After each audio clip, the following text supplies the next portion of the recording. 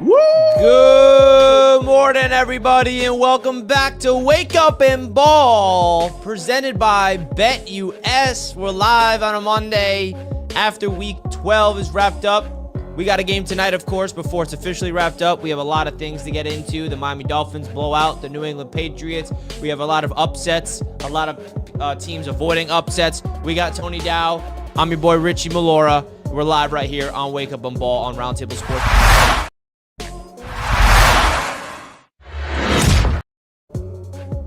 Let's get into it. Let's go. What's up, everybody? Y'all hit that like button on your way in the building. Let your friends and family members know about the channel. Man, Richie, man, I'm excited. This is a beautiful week. Happy holidays to you. This is like kind of when we enter the holiday season, you know, for those who celebrate Thanksgiving, Christmas, and things like that. Just happy holidays. Beautiful times. The weather's cooling down around the country. You know, the real teams are on 3-game win streaks. You know, all that good stuff is happening out here in the sports world. But welcome to Wake Up and Ball with me and Richie. Y'all hit that like button and subscribe to the channel. Let's get it. Let's get into business, man. Everybody in the chat, hit that like button. We appreciate everybody tuning in.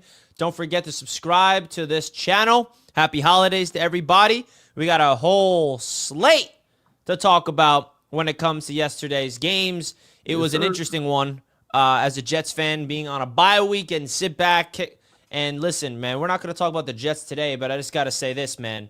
I thought the Jets were on a bye week. Little did I know, every time I look up, the Jets are the headliner news. I mean, every single day, and it was driving me mad, Tony. We're not going to talk about that right now. We're going to save that for later on the week because I'd rather talk about actual football than these crazy reports about the future of the franchise of the Jets. But I digress, all right? I digress, okay? We had some really fun matchups and a lot of upsets that no one really predicted. So let's jump right into business. And I guess we got to start off with the Miami Dolphins blowing out the New England Patriots. All right, it was a blowout, 31-0. And then, you know, Drake May had a little garbage time, fun little touchdown that's going to get Colby all excited. Ooh, look at that one. Whoa, look at that throw. Oh, Drake May's the future. And then you had a little Skylar Thompson, Jalen Wright fumble, whatever. But at the end of the day, the Miami Dolphins controlled that game from the start to lit up the Patriots. That's what good teams do. They blow out the bad teams. And now the big test for the Dolphins is upcoming on Thanksgiving primetime. So, Tony, why don't you give us your thoughts of yesterday's game between the New England Patriots and the Miami Dolphins? Well, first off, Richie, you said that's what good teams do. Are you here to recognize today that the Miami Dolphins are a good team? Well, they're like there. They're like at the start of a good team because they've won games in a row. But we'll get into it. But I'm gonna list off the teams they've beaten, and you're someone that I'm curious if you're gonna be hypocritical or not. I'm gonna test you today. What do you mean hypocritical? Okay, let the test. You didn't say anything. You didn't say anything yet. I'm just seeing if you're gonna be hypocritical or not. See if you keep the same energy for the Dolphins that you did for another team. Oh no. So listen, Dolphins blow out the Patriots. Good win by the Dolphins, you know, led by our MVP candidate, quarterback Tua Tagovailoa, who was 29 out of 40, you know, 317 yards, 4 touchdowns, 0 interceptions with a 128.9 rating.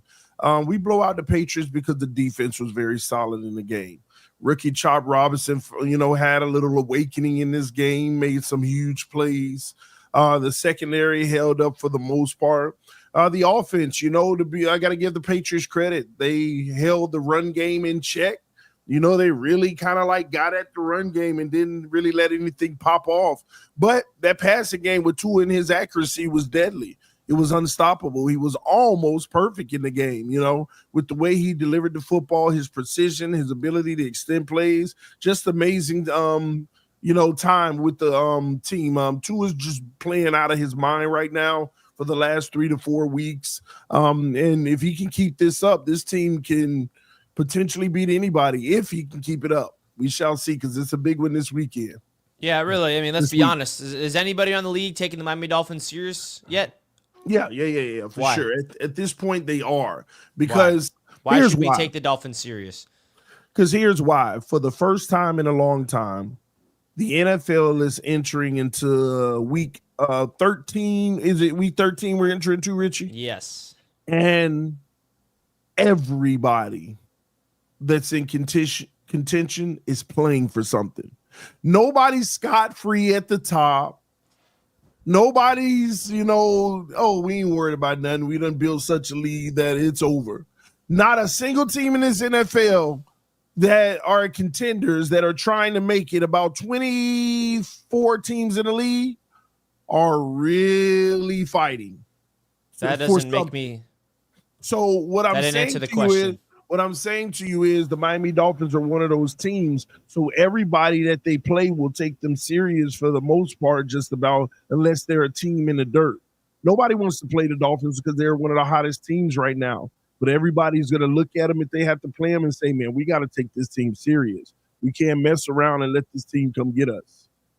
Yeah, I mean, listen, I don't think anybody on the NFL is taking the Dolphins serious unless you beat the Packers, if we're being honest with ourselves. Because I can list off all the 5 teams that the Dolphins have beaten, and they're not one of them is impressive. Yeah, I'm not crazy, Richie. At the end of the day, the Rams are terrible. We thought they were a little better than they were. They're starting to prove, no, they never were. They're not a good team.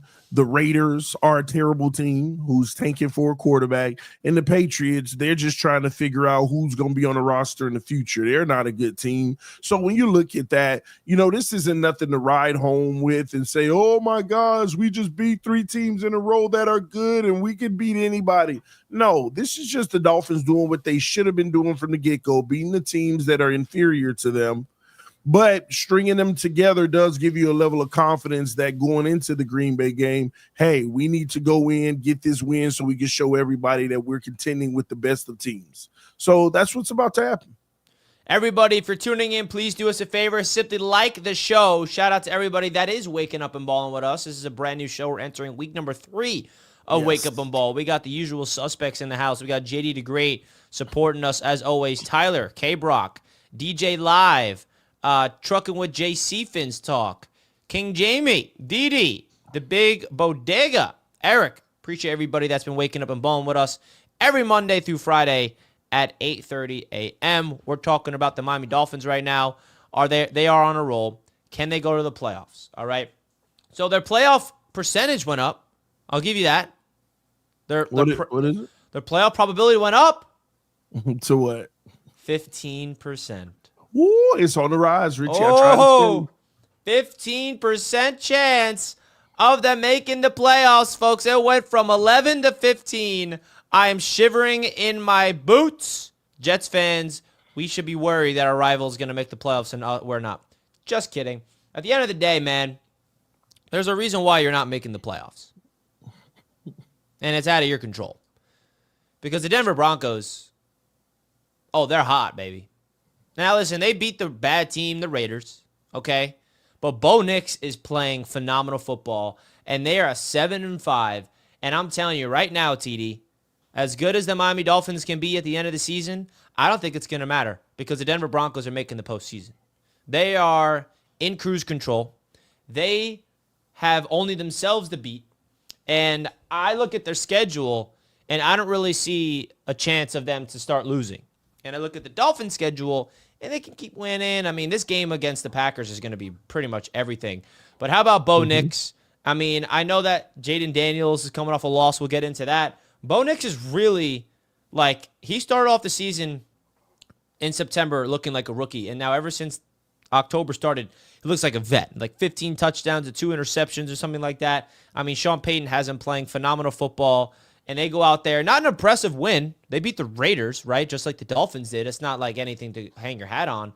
But at the end of the day, man, these Broncos, they keep winning. And they are in cruise control to be that 7th seed. So what's your thoughts on the Denver Broncos?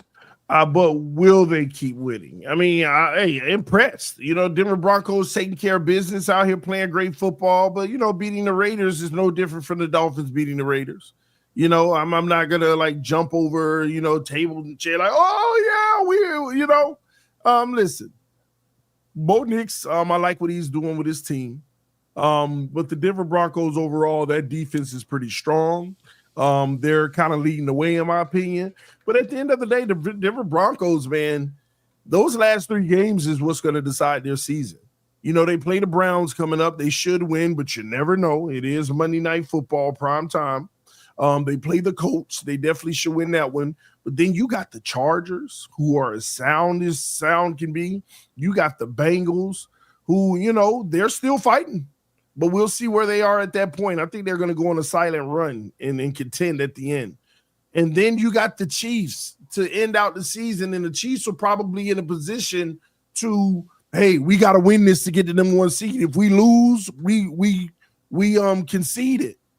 So they're going to have to go through some juggernaut of teams. But then you look on the flip side of it, you know, with the Miami Dolphins in those playoffs. Yeah, the Chiefs are in the driver's seat, but at the same token, if Dolphins win out, they're getting in.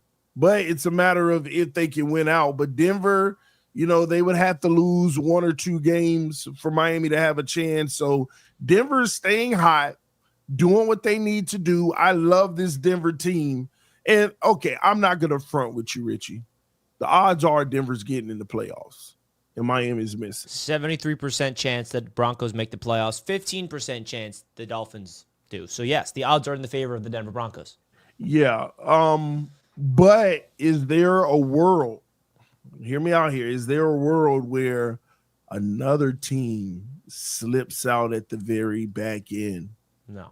Could it be no, not at all? You don't think so? No way, dude. The Chargers and the Ravens, you think have a chance to slip out? I'm just saying. The Chargers right now have a 90% chance. The Ravens have 95%. And then the other team that could is maybe the Steelers, who are at 94%. So a lot of them play each other. That's all I'm saying. It'd be Broncos, interesting, man. It's of course. It's the Broncos that have to give you your chance. And the Chargers tonight play the Ravens. That's going to be important. Yeah, one of them will lose. Because, like, say the Ravens were to lose this game tonight, Richie. If the Ravens lose tonight, their percentage goes to 91%. If the Chargers lose tonight, their percentage goes to 86%. So here's the problem, though, Richie. If the Ravens lose tonight, they play the Eagles next week. If they lose that, Richie, they drop massively. So you think there's a chance that Lamar Jackson's MVP season is going to start to just blow up in his face? No, I'm just saying. And the Ravens, you're going to get in over the Ravens? What are we doing? I'm not going to do that. But what I'm saying to you is tonight is huge, and the Eagles game next week may be huge for the Ravens. Because remember, they still got to play the Steelers again and the Houston Texans again, Texans as well. So now again, all of this is a long shot, but a lot of these teams are in the clear. They're not in the clear open like they automatically have it. They got to take care of what they take care of. Yeah, I mean it's an interesting playoff race, of course, and I think that we're all going to be keeping a close eye on the playoffs this year. And if you want to see what the current playoff standings are, here it is. I mean, this is the playoff picture. I feel like at the end of the day, you see what is going on with this team. And the Miami Dolphins, they're the 8th seed right now. Not one game, but they're just 1 seed back from the Denver Broncos. The Colts somehow have a higher percent chance of making the playoffs at 20%. I guess that's matchups. But they're 5-7. Dolphins 5-6. And then you have the Broncos at 7-5. So it's interesting. I mean, did the Broncos not have their bye week yet? I mean, when is their bye coming up? Probably this week coming up. Oh, yeah, it is. After this week is their bye. They play Monday night this week. And then they are on a bye after this week. All right. So that's going to be a good indication of what's to come for that team. And then all the teams below the Dolphins, the Colts, don't see them having a chance. I mean, they had a good little fight against the Lions early on, and they fumbled. Bengals don't see a shot. And then you have the bottom of the barrel. Those teams. We don't need to talk about them. Fighting for their guys. Damn. All right. Well, speaking of upsets, we had the Tennessee Titans. Man, the Tennessee Titans. They went out there, and they did it. The loaded Titans. They beat the Houston Texans. Man, I'm telling you, man, I did not buy into these Houston Texans. And like every single time I watch them, I'm like, see, I mean, what about this team? I mean, listen, they got the talent on paper, but it's not coming together. What's going wrong with the Houston Texans, man? C.J. Stroud almost had his own Dan Orlovsky impression. What's going on, TD? So I was watching this game during the Dolphins game because I had like 4 games up, but I went back and I kind of like studied this game a little bit. I'm gonna be honest with you, it was kind of weird. Like CJ Stroud had 2 interceptions, and I remember seeing the first one. The first one, the receiver was in the path where the pass was gonna end up, and he just stopped and it went right into the defender's hand. And it was like, why would the receiver stop on the route? The second one, CJ Stroud got to own at the end of the day. But this team just like they're having some chemistry issues to me. This is why I said what I said before. I said, Houston is the team that's going to make the playoffs. But if you see them in the first round, one of the lower seeds can get a victory. The problem is they'll be the 4th seed and they'll be playing a much better 5th seed.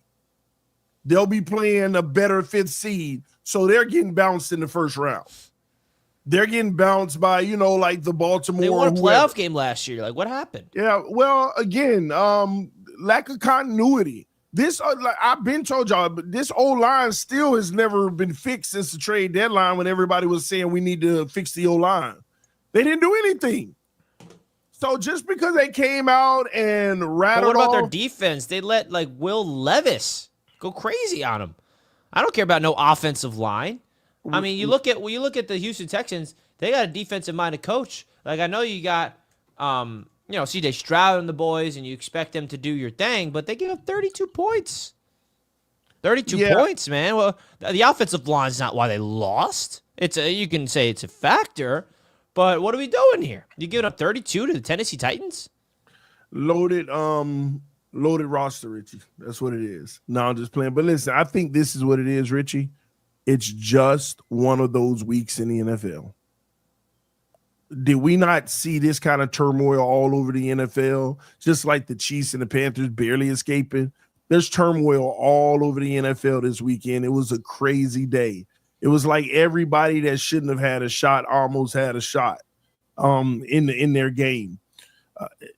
The Cowboys. I mean, it was all in the league. But I still don't believe in the Texans. They're not as good of a team as they were last year.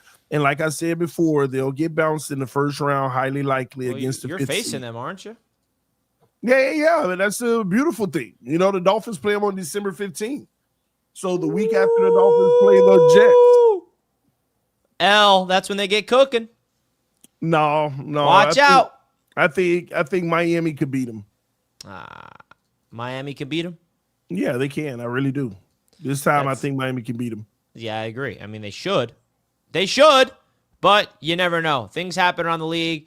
So I think the Houston Texans losing to the Tennessee Titans really opens up your minds because there's a lot of interesting things. Now, speaking of another team that absolutely cruised, that did not get upset, is the Green Bay Packers, right? You had Brock Purdy out against them. The 49ers are injured, and the Packers are absolutely rolling right now. Josh Jacobs, 3 touchdowns, right? 106 yards. They cruised by the 49ers.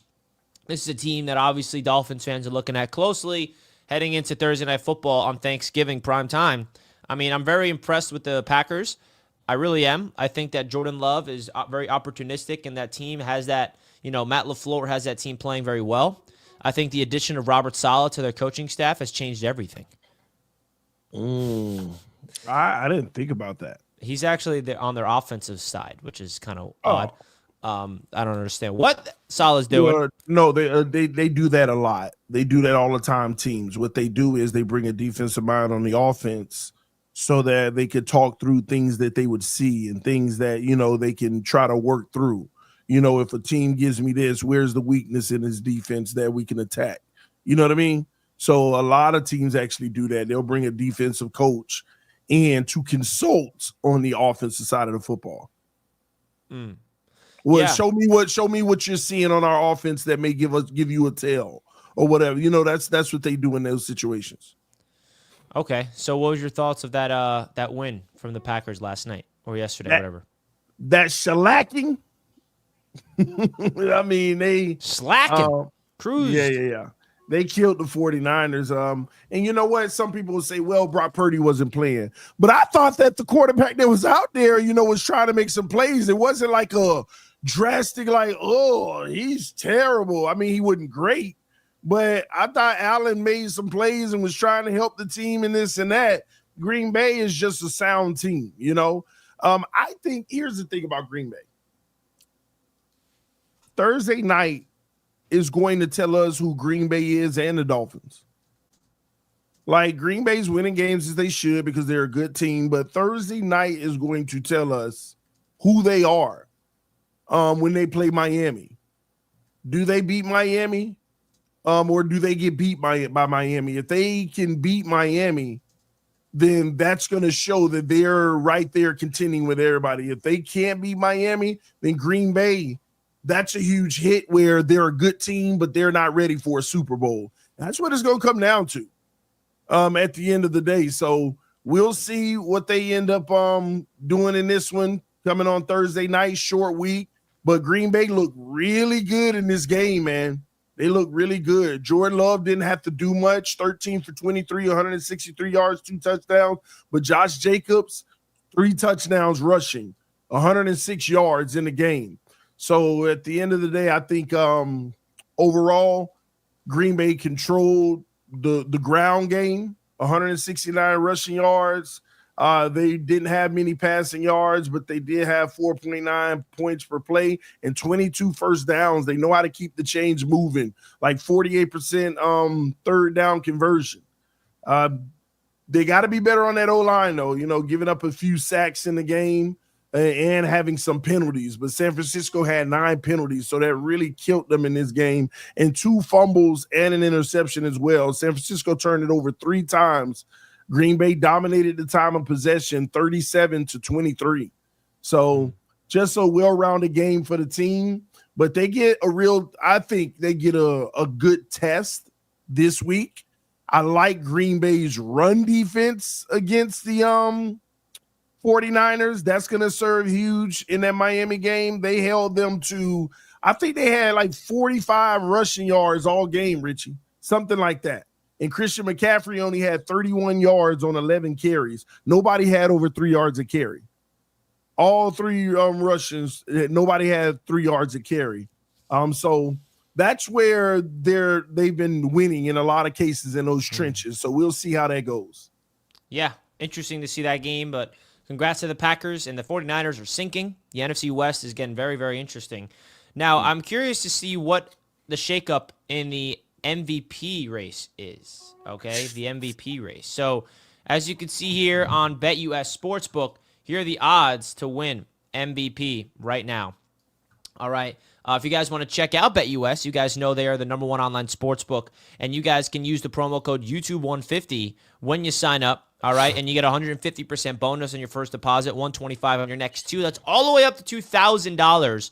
All right, that U.S. Sportsbook continues to be the #1 online sportsbook and the proud sponsor of Roundtable Sports.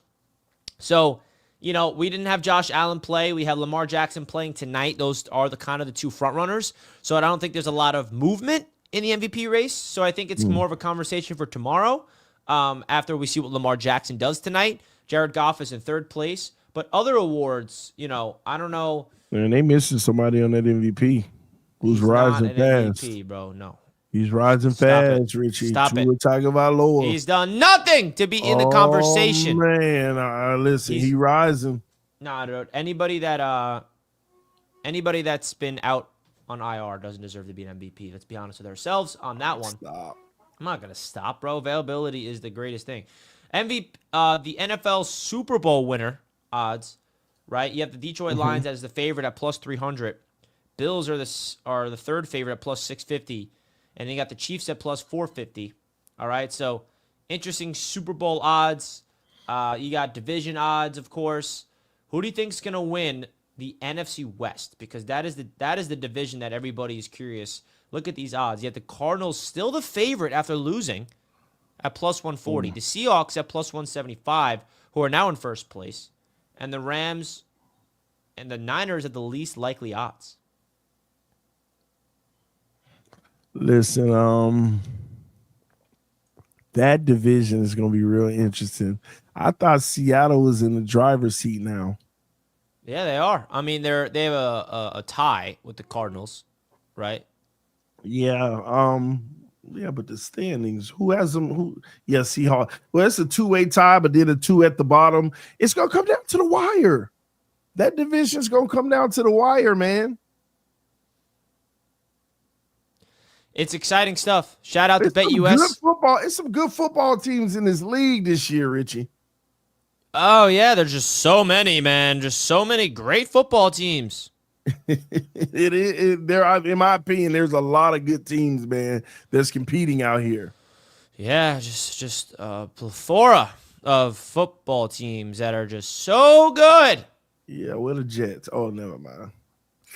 Oh my God, I can't take it. I can't take it anymore. But yeah, man, I think that the NFC West is an interesting division that are really, really intriguing. What's your thoughts of that Cardinals Seahawks game? Ah man, Seahawks locked it down. There were some exchange interceptions in this one. Listen, this is what I was saying to y'all for a while, Richie. The Arizona Cardinals, I like them. They playing good football this year, but you know what? This season, in my opinion, is going to end up being the epitome of Kyler Murray. You know, he can make plays. He's a good quarterback, but he ain't great. He ain't elite like y'all think. He's having a solid season. But to come into that game and have 0 touchdowns and 1 interception is not going to get it done. Your leading rusher in the game had 18 rushing yards. Like, are you kidding me? Is this real? Like, you gotta, this team overall, I don't know what the issue is per se, but you gotta be better. Like, Richie, like, think about that. Your leading rusher, 4 carries for 18 yards. James Conner has 7 carries for 8 yards. The Seattle Seahawks absolutely obliterated them in the trenches. Obliterated them in the trenches. And where's Kyler Murray, the fast-moving runner and all of this and that? Listen, he had 285, no touchdowns, and an interception. This season is going to be the epitome of who he is. And you want to know who he is? Kyler Murray is 9-8, 10-7. That's the quarterback he is. He's a 9-8 or 10-7 type quarterback. And good enough just to, like, might just miss the playoffs, because guess what? They about to play the Vikings next week. And I don't know. Then they play Seattle again. That's trouble. But lucky them, the rest of the season, they got a cakewalk. But they still might drop one of those games. Maybe San Francisco at the end of the season, the last game of the year. Who knows? But this division is far from over. The Seahawks got a hold what they're doing down. They're about to play the Jets and then Arizona again, but then they got Green Bay, Minnesota, Chicago, and the Rams. This whole division, it's about to come down to the end, down to the wire. And I know the Rams have been taking some L's, but even they have a chance still, Richie. Even they have a chance. So it's going to be interesting how this one plays out. But the 49ers, I think they are in massive trouble. So who do you got winning the NFC West? Okay. I'm gonna go with. This is tough, Richie. This is tough. This is the toughest division to predict. It's such a tight race, man. This is going to sound crazy, especially after what's been happening lately. Yeah, especially after what's been going on lately. I think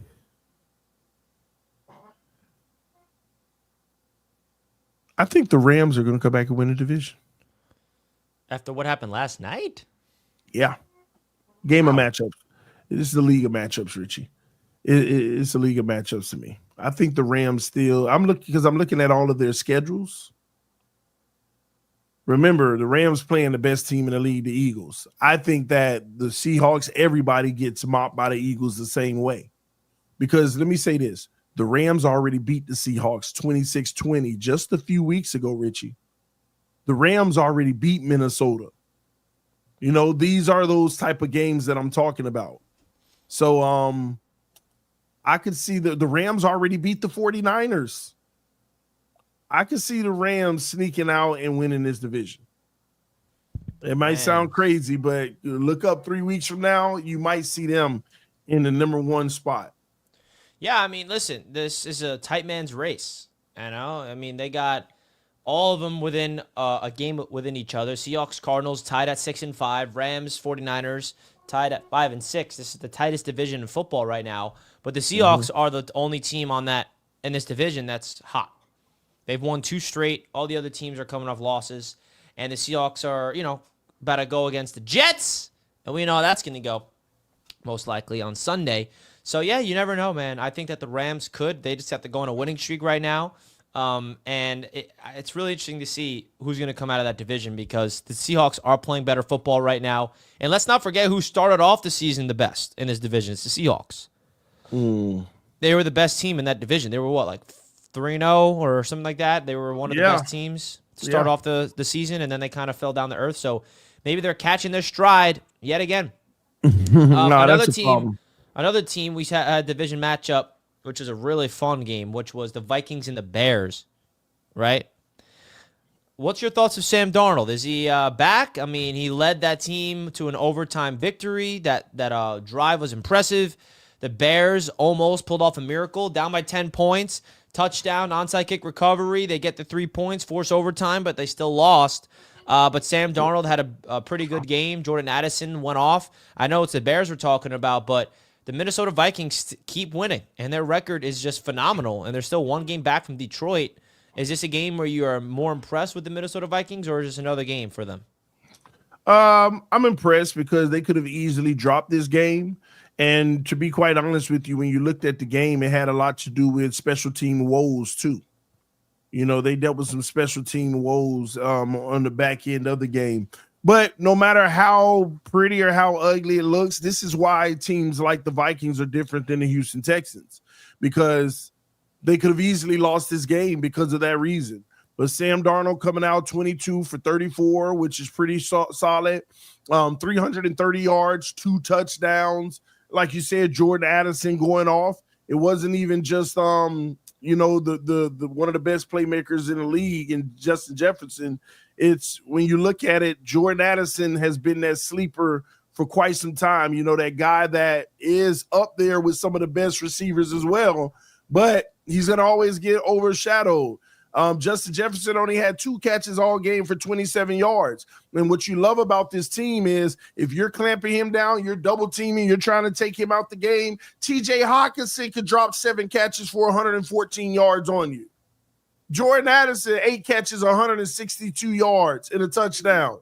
So they're not just one-dimensional, one guy trying to force feed him the ball. Sam can go around and look around and find somebody. But Aaron Jones absolutely had a nice little day, 22 carries, 106, 4.8 a carry and a touchdown. Just great team win overall, in my opinion, for the Minnesota Vikings. And gosh, dog it, they're 9-2.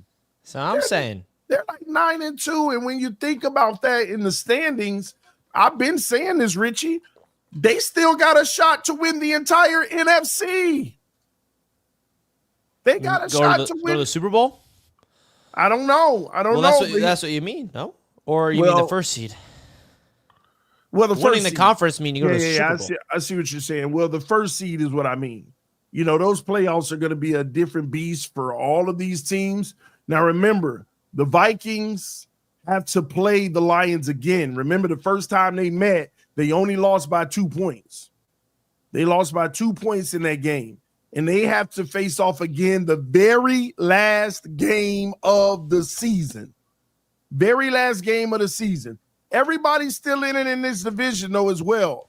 But the Vikings, they do have a strong schedule the rest of the way with a lot of teams trying to make it. They got to play the Cardinals. They got to play the Falcons. They got to play the Bears. They got to play the Seahawks. They got to play Green Bay, and they got to play the Lions. That's a difficult schedule. That is a difficult schedule. But They're in the playoffs. I think they're guaranteed playoffs at this point, in my opinion. 2 more wins, there ain't a question about it, but they'll get that with teams like the Bears and maybe the Atlanta Falcons or Arizona. They'll Sam get Darnold and Geno Smith lighting it up, baby. You absolutely love to see it, Jets fans. Absolutely love to see it. Now, we may have a fraud alert. Uh-oh. The Cowboys upset the Commanders. What a game this was, man. This was the game of the week for me. I mean, look at the NFC East standings now. I mean, the Eagles are in cruise control to win that division, no doubt. The Commanders had a chance. They were in first place in that division. They were. And they had that matchup between the Eagles and the Commanders, and the Eagles won the game, and ever since then, the Eagles are in cruise control. I mean, we're going to get into the Eagles in a little bit, but boy, oh boy, that Cowboys and Commanders game, what a thrilling end to that. You talk about that 95-yard return for the kickoff, and then Daniels answers with a Terry McLaurin touchdown just for them to miss the point after, and then they return the onside kick. I mean, it was a ridiculous fourth quarter. I mean, the Commanders are on fraud alert, for sure. And they're still in the 7th seed because the NFC West, it feels like the only opportunity a team has to make the playoffs out of that division is winning the division. But at the end of the day, the Commanders are still in the playoff race at the 7th seed. But Daniels is kind of not looking too great. It was a struggle for him, struggle for the Commanders. And the Dallas Cowboys, who we all thought it's like tanking and they're just trash. I mean, they went out there and won this game. And was it impressive? I mean, Cooper Rush went out there, 247 yards, 2 touchdowns. Obviously, the Cowboys are not going to go on a run. We're not saying that. It's more about what's going on with the Commanders, because when you're at this point of the season, it's the perfect time to evaluate the rookie QBs, because they call it, you know what they call it, TD? The rookie wall. At this point of the season, it's their first opportunity as a rookie to play this long, right? Because in college, you don't play this many games. In the NFL, it's a different animal. Daniels started off the season like going scorched earth. On the flip side, Bo Nix started the season not so great. But now Bo Nix is playing his best football when it matters the most, while Daniels is not playing his best football when it matters the most. So we may have some Rookie of the Year questions, which we'll talk about, I'm sure. But what was your biggest takeaways from the Cowboys upsetting Washington? I think there's going to be a lot of overreaction today unnecessarily. And here's why. First of all, it's a division rival. All of that, we're a great team and y'all aren't, goes out of the window when you play division rivals typically. Any division rival can get you. The Jets can still get Buffalo, or something like that. Are still going to get, who? 2 opportunities to play spoiler. So we're coming to Miami to play spoiler, baby. Lies. Oh, TD's so scared. He knows we got nothing to lose in that game. Go on. Oh, boy. But this isn't a surprise. And I think we need to stop treating it as it is as a surprise, because here's why. You should go look at their 5 losses on the season, at least the first 4. Now they have 5.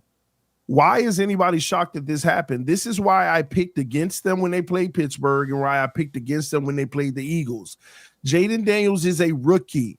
He has already exceeded expectations. Why? Because he's shown you that he can beat up on the bad teams and do his job and do it very well. Now his next level of growth going into next year is to compete with the better teams. Okay? That's what people need to come to realize. So let's break it down. Their first loss was against the Tampa Bay Buccaneers this season, Richie. Wasn't Tampa one of the best teams early on? Mm-hmm. They were playing some of the best football. They lost, so I get it. The Commanders lost. Then you beat the bad Giants. Then you beat, at the time, the bad Bengals. Then you beat the Arizona Cardinals, and that's when people start saying, they're good because Cardinals been keeping up with people and stuff. But not really. I never believed in the Cardinals. Then they beat the bad Browns. And then they had a test, Ravens. They lost, as they should have, because they're not ready yet. Then they go forward and they blow out the Carolina Panthers. Woohoo! Then they beat the Chicago Bears, as expected. Then they beat the Giants, as expected. Then they lose to the Pittsburgh Steelers. There you have it. another great team. Then they lose to the Eagles. There you have it, another great team. And the Cowboys' loss is just a symptom of division play, and Cowboys still got talent. And this game had a lot of special team woes in it. They're a better team than what they put on yesterday, but don't be surprised when Washington drops games. I think things are starting to level out, but you still should be impressed by Washington's year. But moving Are you forward, writing them off though? Like, or is it like, okay, you're basically telling me they don't beat good teams and they're taking advantage of the bad teams. So are we writing off the Commanders completely in terms of making a playoff run, like getting hot and going into the postseason and actually winning games? No, they're not going to win. Is that who they are? They're not going to win games in the postseason. They're going to get bounced in the first round if they make it by the Eagles. Yeah, one of those who they match up. I mean, if you look at the standings right now, I mean, say hypothetically the Lions are the first seed, the Eagles are the second seed. The Commanders would be facing off against the Eagles. Yeah, they're getting bounced in the first round, Richie. They're going to win about 3 to 4 more games. They only got 5 games left, okay? They're going to win 3 to 4. They're going to beat the Titans. They're going to beat the Saints. They're going to beat the Cowboys next time on a rematch. And then they got the Eagles and the Atlanta Falcons as well. And I think they'll beat the Falcons. They'll lose to the Eagles next time. So 4 more wins. Put them at 11. They'll be 11-6.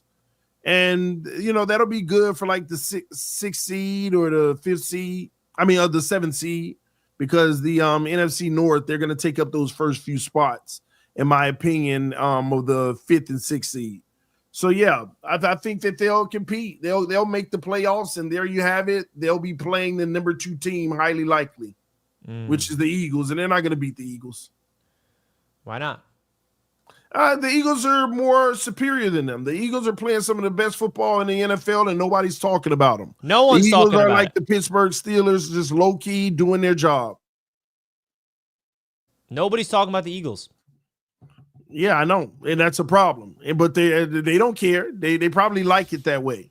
It's so funny. Like, especially, it just reminds me of Dolphin fans. Early in the season when the Eagles took a loss and the defense didn't look good. Oh, I'm glad we got rid of Vic Fangio, man. He's got that defense humming. Exactly. And now all of a sudden they're 9-2 and everybody's silent. So, yeah. We shall see. Now, another game I want to get into is the Kansas City Chiefs. They escape yet another one with a victory narrowly against the Panthers, man. I really wish I'm rooting for the Panthers. I don't know why. There's something about Bryce Young. I just want him to succeed so bad. Well, hey, go get him, Jets. Go get him. I'd love that, personally. Oh my! Be the starter next year. I like anybody. I don't know. We don't need to bring up the Jets because I really would love to go through a whole show without bringing them up. I brought them up at the top of the show just so we can get out of the way of that they can't leave the storylines even when they don't play, and that's it. Okay, we have all week to talk about that absolute dysfunctional mess. But the Chiefs escape the upset as they usually do. Patrick Mahomes makes the game-winning play at the end of the day. He had a really good game. I mean, this is the usual Mahomes that we expect, right? 27 out of 37, 269 yards, 3 touchdowns, passer rating of 120. But the Panthers, I got to give a round of applause to them. They're definitely playing their best football. I feel like the benching of Bryce Young did a lot on his confidence in terms of him kind of a wake-up call, if you would call it that. So are the Kansas City Chiefs going to be the number 1 seed, or the Buffalo Bills going to be breathing down their necks to steal that from them? Because the Chiefs, if they win out, that's theirs. But if they are tied with the Bills at the end of the season, I think the Bills will have the tiebreaker over them. Here's what I'll say. The Chiefs doesn't have like the ultimate cakewalk. They got 4 games where they're going to have to be their best to win. In Buffalo, they only got one opponent that really threatens them. They play the 49ers next week, but I think they're better than them. But the Lions game, everybody's waiting December 15th. That Lions game, which I don't know why is at 4:25, should be flexed to the night game or something like that. But that Lions-Bills game is where it's at. The Bills are probably going to end up with – dang, I can't believe I'm saying this. The Bills may end up with the number 1 seed in the AFC. Look at their schedule, bro. Are you on the wave of the number 1 seed sometimes being a negative because you lose momentum? Or Not for Buffalo. Mm-hmm. They need it. Yeah. They need it. Because sometimes you rest on the bye week, and then you have to match up against a team that's coming off a huge playoff win, has the momentum. Versing a team that's coming off a playoff win is not easy. It's not, but Buffalo needs it. Buffalo's gonna need it. They've always taken the hard path and always end up in the AFC Championship, or and that's a problem. They need that first round bye and to sit back, game plan, and really get ready for that next round. I think Buffalo needs it because Buffalo's good enough to beat a second round team regardless, but being fresher is a good look for them going into the AFC Championship game. Buffalo has to get the first round bye if you really want to say they have a shot of winning a Super Bowl. I don't care that they beat the Chiefs in the regular season. This isn't a goalpost mover. This is something that is common. It's common. So the one thing that they need to do is get that first round bye and try it a new way. Folks, if you're tuning in to Wake Up and Ball right now with us, it would mean a lot to us if you could simply smash the like button. We got 146 live watchers right now on YouTube, so please do us a favor, hit the like button. Let's get to 100 likes. That would be awesome. If you guys are enjoying this show, we're live every day, Monday through Friday, 8:30 a.m. to start off your mornings on your way to work. If you're already at work, if you're not at work and you're just tuning in from your home or you're on a walk, wherever you are, we appreciate you guys big time for tuning in to Wake Up and Ball. Please do us a favor. Simply like the show. Subscribe to Roundtable Sports Network. We're excited to continue to do this all for the rest of the season, and hopefully this keeps going. What's up? And sorry, but on that same note with Buffalo, let's not forget, if they do get the number 2 seed, they got to play the number 7 seed. They don't want to see Miami right now. Oh, they do. They don't want to see Miami. That's right a bye now. for them. It's basically a bye week. Stop, Richie. Buffalo don't want to see Miami, man. It's a bye week for the Bills if they verse Miami. They don't want to see the Broncos. That's a team you don't want to see. They don't want to see us right now. Why? They've beaten you how many times in a row? Yeah, but look at how it happened, Richie. They barely won that last one. This one, we get over the top, playing the way we're playing now. Yeah, that's what they all say. That's what they all say, right? But at the end of the day, we do got a big game tonight between the Baltimore Ravens and the Chargers. Monday Night Football. This is going to be a fun one, man. This is going to be a fun one. I like this matchup. The two teams that are in the race for the wild card spot. You got Justin Herbert and Lamar Jackson. Ooh, look at that graphic. What you know about it? Look at that, man. Lamar Jackson versus Justin Herbert. This is going to be a good one tonight, Richie. Who you got? I'm thinking through it now, bro. Here's the deal. You got to go with Baltimore in this one, even though you don't have to go with Baltimore in this one. I don't know who to pick, Richie. Chad, who you got tonight? Here's what I'll say. Okay. And I'm going to pick Baltimore in this one, but I know I could be very wrong. I could be very wrong in this one, and I'm going to go off of the strength of Derrick Henry. I'm just worried that I think Justin Herbert might light it up tonight. They might unleash him tonight. This might be the 400 passing yard game from Justin Herbert with 4 touchdowns. And Lamar, I don't know, because Lamar and the Ravens, they haven't looked the best against great defenses. And the Chargers have a great defense. This is tough. It's just depending on how will the Chargers handle the run aspect of it. Are we coming away from this game thinking that Lamar Jackson leapfrogged Josh Allen for the MVP race? Is he going to have an MVP performance tonight? Because Josh Allen's on a bye. So if Lamar goes out there and wins and has an MVP level performance, he's probably going to be the favorite. Is that going to happen? First of all, you already know Lamar is still my favorite, Richie. When you look at the totality of the season, he needs to play well tonight. What if he plays? That is true. If he has a stinker tonight, they lose. He's no longer the favorite. Let's keep it a buck, TD. This is true, but you're right. I mean, it's Lamar Jackson's trophy to lose, because the opponents that's on his schedule for the rest of the season are going to have us talking like this every single week. man, this is going to be a good one. Man, this is going to be a good one. So Lamar has the opportunity, even if he didn't play well tonight, he still got enough big games for the rest of the season where he still could come back and win it. So he needs to, though. This one right here, definitely he's the front runner. And again, he's already the front runner to me, but this will definitely shush all that Josh Allen talk down for a little bit. Well, see, the chat is pretty split on here's tonight. Another thing, Richie. This is what's unfair about it. Josh Allen play a whole bunch of bums for the rest of the season, and when he go out there and performing well, they're just going to keep on saying, oh, Josh. What do you mean? He's got the Josh. Lions and the – That's it. The Rams and the Niners? Look, they getting out here blown out every week.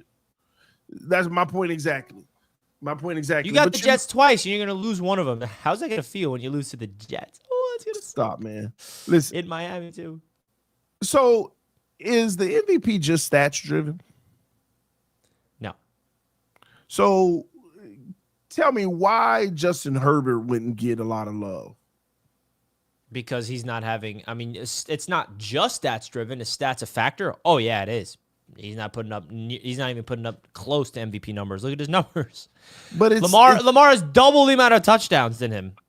It's not required though in the system. So I guess he's just a victim of the system because. But that proves that he's not the most valuable asset to that team. It's the system that's the most valuable asset. But he is because MVP means that you're the most valuable player to your organization. And I'm not saying he's not valuable to the Chargers, but if you want to compare him to Lamar Jackson and his value to the Baltimore Ravens and what he's doing and the plays that he's making and the impact on winning that he has, I don't even think it's close.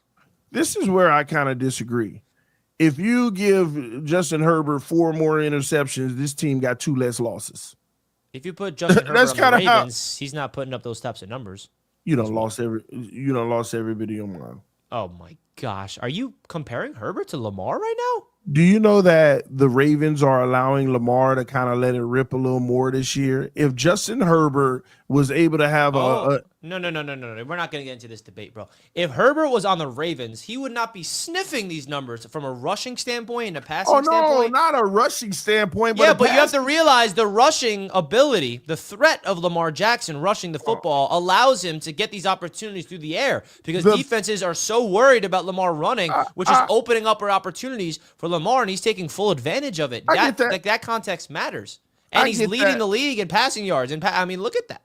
I get that. I agree with that. But here's what I'll say. Don't tell me from a passing standpoint his numbers wouldn't be up. You want to take – I know it ain't all that. I don't think it would. Lamar still got better weapons than Herbert. No, it would not be. I mean, what are we thinking? I mean, Justin Herbert's on a run-first team right now, and that's his numbers.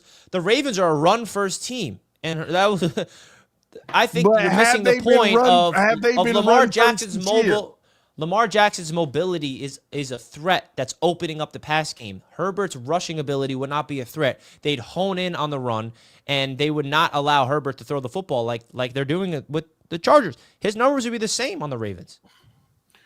I don't know, man. Now, are the Ravens a rush first team this year, Richie? Yeah, sure. Even though Lamar, that's why they're so dangerous. It's because they're a rush first team and having the quarterback that leads the NFL in passing yards. That doesn't really make sense, but it's true when you have Derrick Henry and Lamar Jackson. This is a big game for the Ravens, though, because if they lose, all of a sudden, they have the same record as the Broncos.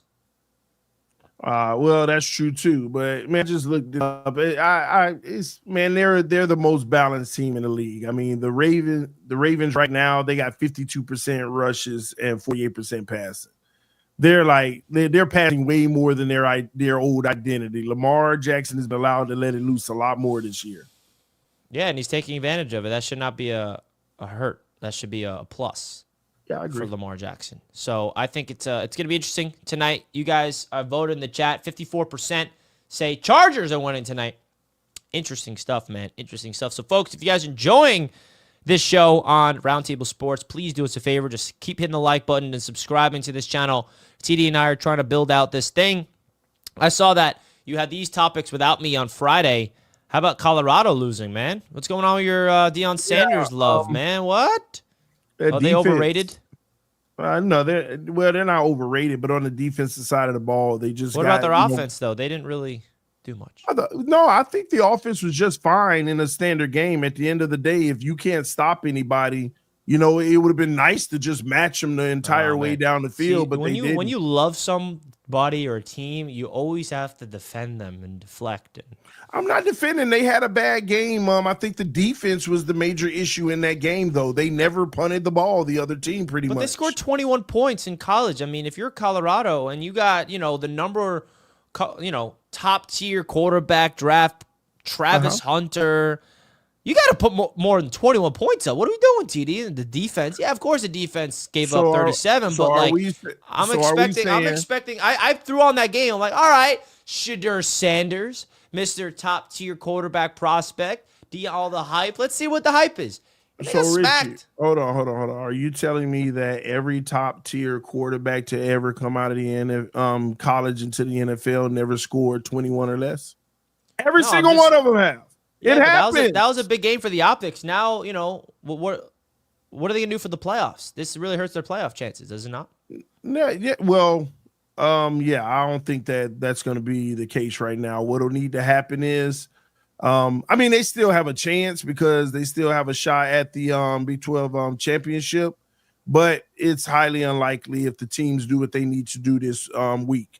They need to win their game, and two teams need to lose. Like, is Sanders going to be a good NFL quarterback? I'm sorry. I watch him, and I'm like... He's going to be a great NFL quarterback. I just think that Cam Ward is better, but Shedeur Sanders is going to be a Raider, and he's going to be a good quarterback for the Raiders. So, I think that Cam Ward is unfortunately going to be a Giant. That's my prediction. I think the Giants are going full tank mode. They ain't winning nothing anymore.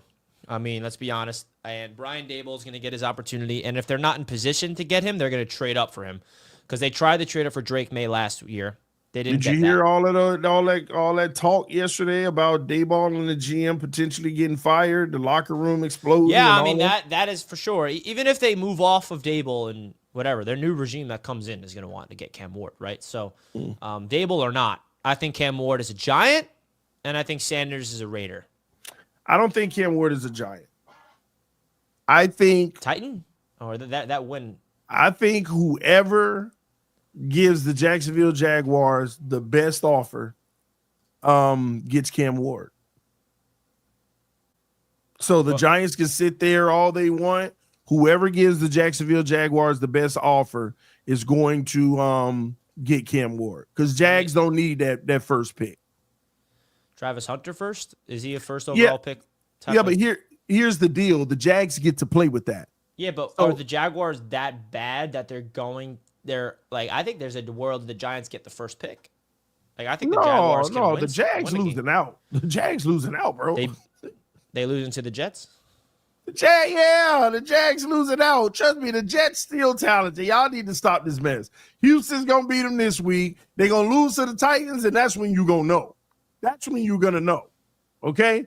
Then the Jets going to beat them. The Raiders going to try to lose. That's the Cam Ward Bowl. We got Raiders, Jaguars later in the season. That is the bowl. December 22nd is the Cam Ward Bowl. When the Jaguars play the Raiders. So the Raiders are going to do all they can to lose that game. And then they got to play Tennessee. And here's the crazy thing. The Jags schedule is so easy on the back end, but they still going to lose all of them. Now, we didn't talk. I wanted Monday just to be NFL because it's like, the day after football. But we got this super chat saying some nonsense. Lamelo better than Brunson. That ain't nonsense, Richie. Yeah, listen. Get the thumbnail, get the overlay made. We can get into that tomorrow because it's true. And no, it ain't. It is true, Richie. No, it's not, to stop. Bro. See, when you love somebody, you defend them. That's all, Richie. You know what, Richie? Let's save it for tomorrow. Then. There's a big difference between LaMelo Ball. And we can. Let's open the show with it tomorrow, Richie, because I got plenty on that. It ain't no big difference. Yeah, LaMelo clears him. LaMelo clears him. From a what standpoint? You know what he clears him in? Stat padding, not winning. You want to get into? He's not a winner. That's all that matters. He ain't no winner, bro. He ain't no winner. That's the difference. Listen, I know he's on the Hornets, and that doesn't help him out. Brunson a winner. What? Bro, he is a winner. Are you kidding? Bro, he came to the Knicks. Do you realize who the Knicks were before Jalen Brunson? They haven't won a playoff series in over a decade. He came to the Knicks and elevated that franchise to win their first playoff series in over a decade. He's a winner. LaMelo Ball is not. He's won a playoff series. What is LaMelo Ball? He's never even been to the playoffs. He's a great individual talent. I love LaMelo Ball, by the way. I'm actually let me just make sure this is on record. I'm a huge fan of LaMelo Ball. Always have been. I have. But when it comes to Jalen Brunson, Jalen Brunson, 5th in MVP race last year, and he's a winner, bro. Case closed. No, you cannot throw in winner when Ball ain't got nobody around him. Put it like this. But LaMelo if Jalen Brunson was on the Hornets, they'd be winning. Stop it. If LaMelo was on the Knicks, y'all be real. We are real. We are real. Oh, man. LaMelo on We are real. Do you realize that what Brunson and Karl-Anthony Towns are doing right now is the first time we've seen since Shaq and Kobe?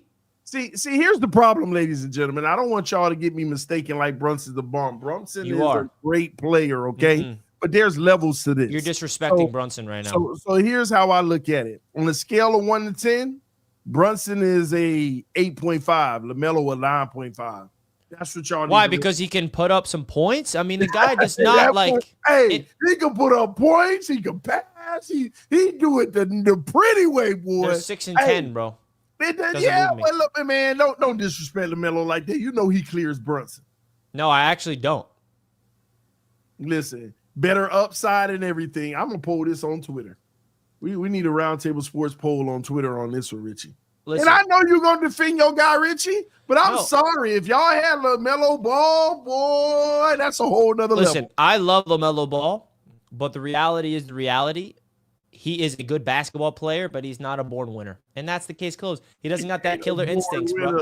The man doesn't got that killer instinct. He can't go out there and get a bucket in the clutch, lead that team. And listen, I know that he's unfortunately on the Charlotte Hornets. That doesn't help him. But listen, man, what Jalen Brunson's did, and I really hope that you realize that the Knicks have been atrocious before Brunson came. It's not like Brunson came to a winning organization. He came to a dysfunctional mess and elevated the Knicks to relevancy for the first time in my life, it feels like, since 2012. So that's something I want to make sure you ponder when we go back to this debate tomorrow, okay? Yeah, listen, we're going to get into this. And I just want to also, Mr. Michael Jordan, Jalen Brunson did something last year in the playoffs for the first time since Michael Jordan. LaMelo Ball has done nothing in the postseason. Nothing. He doesn't even make it.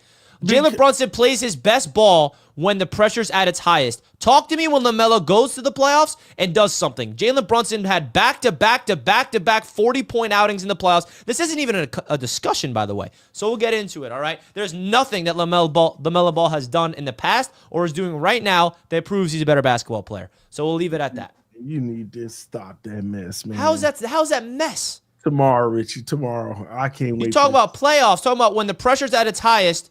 Who do you want? It's Jalen Brunson 9 times out of 9. All right? At the end of the day, LaMelo Ball, we can't even talk about LaMelo Ball when it comes to playoffs because he's never been to the playoffs because he's not a winner, and we'll leave it at that. Thank you guys so much for tuning in to Wake Up on Ball, a little preview into tomorrow's debate because that's an easy debate. Oh, I'm cooking you with that one if that's actually a debate. That is the easiest thing I've ever heard in my life. We're talking about MVP top 5 candidate last year to LaMelo Ball, who's trying to elevate whatever.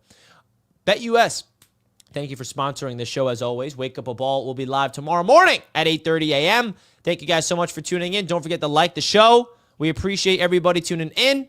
As always, TD, any final words? Yeah, thanks everybody for tuning in. Richie's going to go on Twitter and put the Roundtable Sports poll up, LaMelo Ball or Jalen Brunson, so we can have the results tomorrow, see what the people have to say. So go on and vote on that poll. Why don't you do it? You know what? I will. Richie. Are you even signed in? Do you even know? You even have access? I will. I had to, but that's why I say Rich was gonna do it. But listen, man, thank y'all for tuning in. If you're new to this channel, please subscribe right now to Wake Up and Ball. We're live Monday through Friday right here, giving you the best that we can in all sports coverage. Love y'all, appreciate y'all. Shout out to JD the Great. We will see y'all tomorrow. We are out. Peace. Peace.